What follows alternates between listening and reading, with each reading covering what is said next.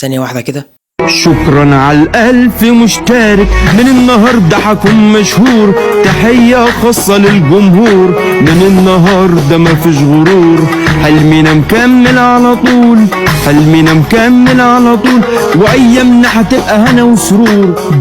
والحمد لله اخيرا بعد عناء سنة كاملة وسنة ونص كمان وصلت اخيرا لاول 1000 مشترك على هذه القناة الموبوءة.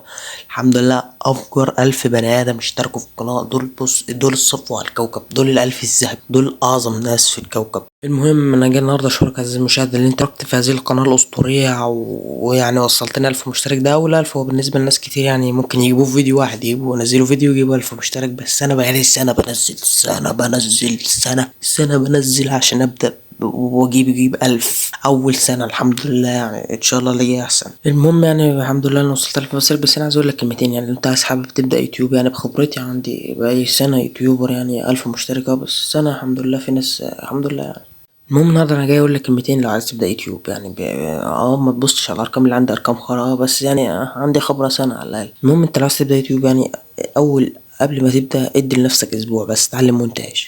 انت تتعلم مونتاج وتعلم ازاي ما تبداش حمار زي كده. انا بدات حمار خالص يعني حمار. بدات بقى بسجل فيديوهات، اي جون جبته في اس موبايل اروح حاطط عليه اغنيه فونج وخلاص وارمي، مش بتجيب حاجه طبعا اصلا. هو دلوقتي انا ما بجيبش حاجه بس زمان كنتش اجيب حاجه خالص. فانا حابب اقول لك اتعلم مونتاج، لان انا اول ما بدات اتعرف مونتاج شويه بدأت أجيب مشتركين شوية، لأن أنا بقول لك أنا بادئ في رمضان رمضان 2025. من أول رمضان 2025 لحد 2026 جبت 165 مشترك بس. عندك بقى ريحت في شهر واحد في 2026 وبدأت في شهر اتنين. من شهر اتنين لشهر ستة اللي احنا فيه دلوقتي ضاعفت، جبت أكتر من اللي أنا جبته 10 مرة، جبت 1000. فانت ده كله عشان كنت اتعلمت شويه مونتاج. فما تخشش تبدا بقى حمار كده من غير اي حاجه، انك والله ما هتقول هتعلم من اخطائي، مش هتعرف تتعلم، هتطول خالص. انت لو خدت مثلا اسبوع اتعلمت فيه المونتاج وظبطت دنيتك ممكن تنزل اول فيديو يجيب 1000 مشترك على طول. ما تاخدش بقى للناس اللي بتقول لك ما امكانيات وخرا وانزل حبل، والله ما تعمل حاجه، مش هتعرف تعمل حاجه.